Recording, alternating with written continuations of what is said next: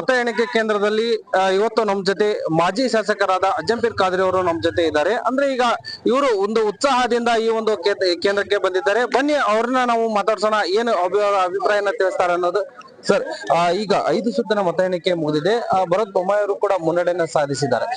ಏನು ಅಂದ್ರೆ ಮುಂದಿನ ಒಂದು ಸುತ್ತಿನಲ್ಲಿ ನೀವು ಅಭ್ಯರ್ಥಿ ಕಾಂಗ್ರೆಸ್ ಅಭ್ಯರ್ಥಿ ಬರುವಂತ ಚಾನ್ಸಸ್ ಇದೆ ಹೇಗೆ? ನೋಡಿ, ನಾನು 5 ಚುನಾವಣೆ ಮಾಡಿದ್ದೀನಿ. 3 ಚುನಾವಣೆ ಬಸವರಾಜ ಬೊಮ್ಮಾಯಿ ಮೇಲೆ ಮಾಡಿದ್ದೀನಿ. ಆ 3 ಚುನಾವಣೆಯಲ್ಲಿ ಬಿಜೆಪಿ ಲೀಡ್ ಇರ್ತೈತಿ ಯಾವಾಗ್ಲೂ 10-15 ಸಾವಿರ. ಈ ಬಾರಿ ಕೇವಲ 1000 ಲೀಡ್ ಇದೆ. ಮುಂದಿನ ಸುತ್ತಿನಲ್ಲಿ ನಾವು ಲೀಡ್ ಹಾಕ್ತೀವಿ, ನಮ್ಮ ಅಭ್ಯರ್ಥಿ ಗೆಲ್ತದೆ. ಧನ್ಯವಾದ.